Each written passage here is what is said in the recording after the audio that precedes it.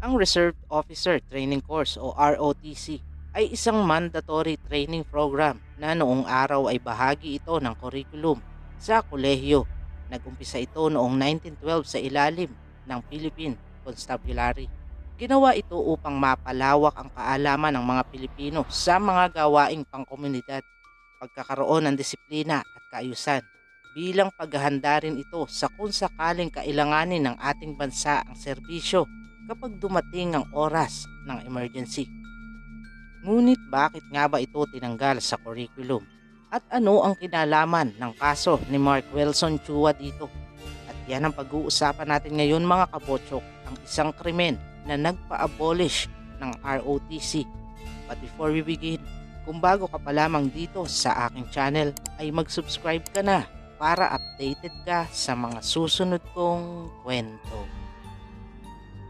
Si Mark Wilson Chua ay ipinanganak noong November 30, 1981. Isang masipag at makikitaan ng determinasyon sa pag-aaral si Mark, ayon mismo sa kanyang mga magulang na sina Wilson at Amelita Chua. Nang matapos ito ng high school, pumasok ito sa University of Santo Tomas upang magkolehiyo, kung saan dito na siya magiging member ng ROTC Unit Intelligence Monitoring Team. Tapat sa kanyang sinumpaang tungkulin si Mark at upang pagtupad dito, lakas loob nitong inireport ang mga nakita niyang katiwalian sa loob ng kanilang organisasyon. Isiniwalat nito kasama ang isa pang mag-aaral na si Romulo Yumol ang korupsyon, bribery at extortion sa loob ng ROTC. Inilahad nila ng detalyado ang lahat sa pamamagitan ng kanilang pahayagan sa kanilang paaralan na The Varsitarian noong December 16, 1999. Ang article na kanilang isinulat ay may title na In the Line of Fire. Sinabi nila dito ang tungkol sa paghingi ng bayad ng hindi bababa sa 1,500 pesos sa mga estudyante upang makapasa ng hindi na kinakailangan pang dumaan sa ROTC. Madami din ang kumagat sa katiwaliang ito dahil sa kung iisipin mo nga naman, easy na.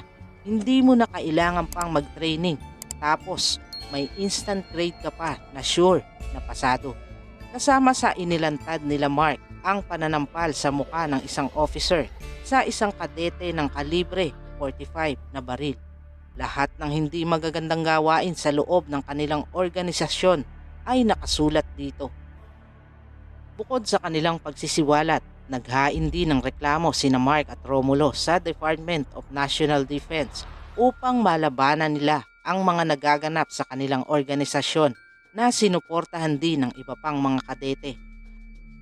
Agad naman itong binigyan ng aksyon ng National Capital Region Regional Community Defense Group o NCR-RCDG at nagsagawa ng investigasyon ukol dito.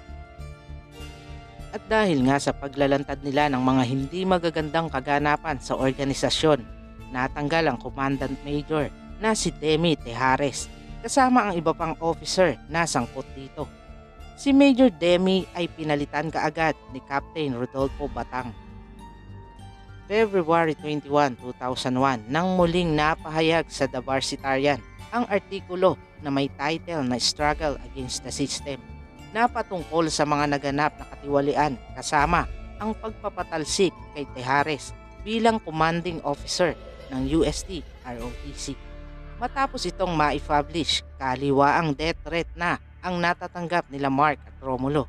Dito na sila pinayuhan ni Captain Batang na sumailalim sa isang security training sa Fort Bonifacio.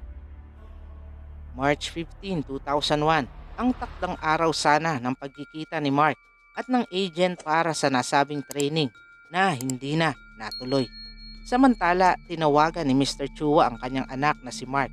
Tinanong nito kung anong oras ito uuwi, na sumagot naman na bandang alas 8 daw ng gabi. 10 PM ng nasabing petsa. Habang kumakain sila Mr. Chua at isa pa nitong anak, tinawagan ulit nito si Mark at sinabihan na sumunod sa restaurant. Sumagot naman si Mark na on the way na daw siya, ngunit pasado alas 12 na ng gabi. Bukod sa walang Mark na dumating sa restaurant, wala ding Mark na nakauwi sa kanilang bahay. Dito na sobrang nag-alala si Mr. Chua sa kanyang anak. Bukod sa pagtanong-tanong sa mga kaibigan ni Mark, hinanap na din nila ito sa eskwelahan sa pagbabakasakali na makita nila si Mark. Ngunit sa kasamaang palad, bigo pa rin silang mahanap ito. Buong magdamag nagtatawag sa mga kakilala si Mr. Chua, ngunit wala pa rin itong makuhang sagot na makakapagturo sa kinaroroonan ng anak. March 16, 2001, 4 a.m. Nang may tumawag kay Mr. Chua gamit ang number ni Mark, isang hindi kilalang lalaki ang nasa kabilang linya. Sinabi ng lalaking ito na nasa kanila daw si Mark, huwag daw magsusumbong sa mga pulis. Binibigyan siya ng hanggang bukas upang ihanda ang 3 million pesos kung gusto pa daw niyang makitang buhay ang kanyang minamahal na anak. Sobrang nabigla dito si Mr. Chua at labis na nag-aalala sa kanyang anak. Hindi din ito alam kung saan kukuha ng ganoong kalaking halaga. Kinabukasan nang muling tumawag ang lalaki, hinihingi na nito ang pera. Walang maisagot si Mr. Chua na maganda dahil wala naman siyang ganoong kalaking pera para maligtas ang kanyang anak. Hindi rin naman ito makapagsumbong sa mga kinauukulan dahil sa takot na baka may gawing masama ang mga walang pusong may hawak kay Mark. Dahil walang maibigay na ransom si Mr. Chua, sinagot na lang siya ng kausap na no money, no son. At kaagad ibinaba ang telepono. Ito na ang huling beses na tumawag ang lalaki. March 18, 2001, nang may matagpuang isang lalaki ang palutang-lutang sa Ilog Pasig malapit sa Jones Bridge sa likod mismo ng Philippine Post Office Building.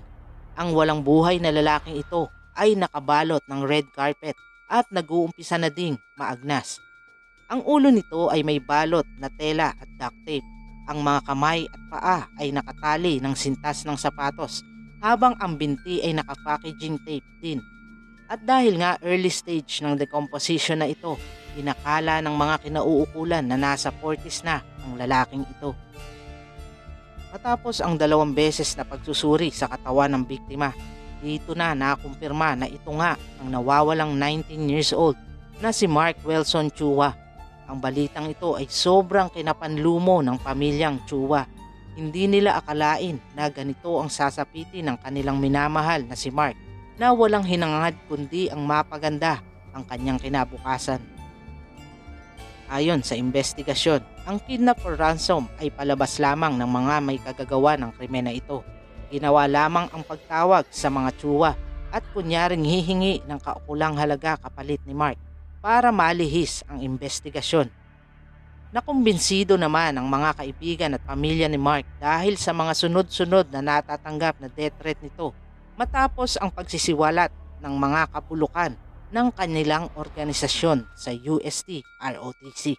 Marami ang naniniwala na biktima si Mark ng mga taong naapektuhan ng mga isiniwalat nila ni Yumol.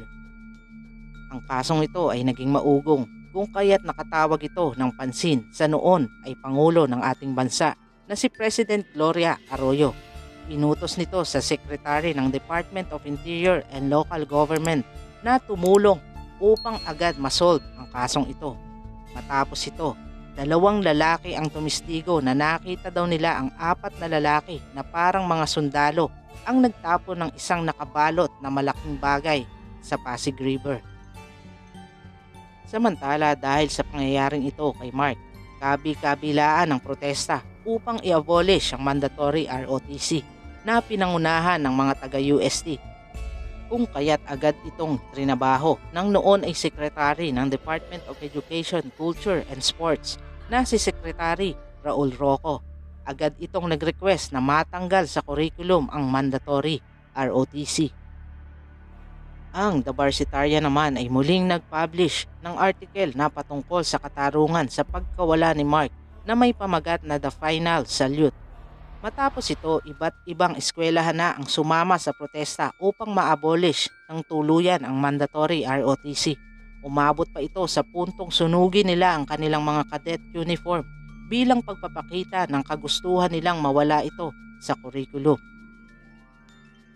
Sinisigaw ng mga ito na kung ipagpapatuloy pa ito, mas malaki ang posibilidad na magkaroon pa ng susunod na biktima kagaya ni Mark.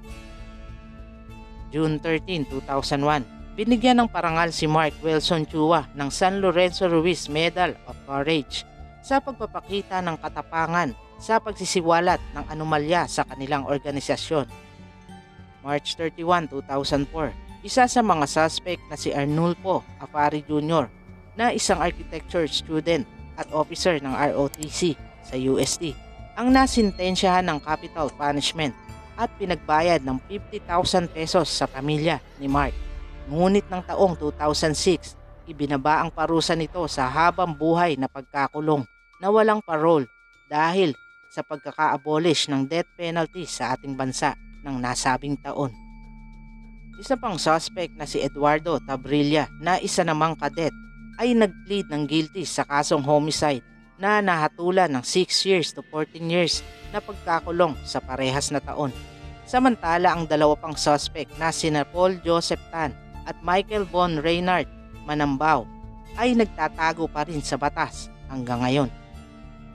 Sa kasalukuyan, pinag-uusapan na namang maibalik sa curriculum ang mandatory ROTC. Ano sa tingin nyo mga kabotsok? Dapat nga bang ibalik ito? I-comment nyo na lang po sa ibaba. At yun na nga mga kabotsok, hanggang dito na lamang po tayo. Kung nagustuhan ninyo ang ating kwento ay pakiclick na po ang like at magkita-kita po tayo sa susunod kong upload. Maraming salamat po.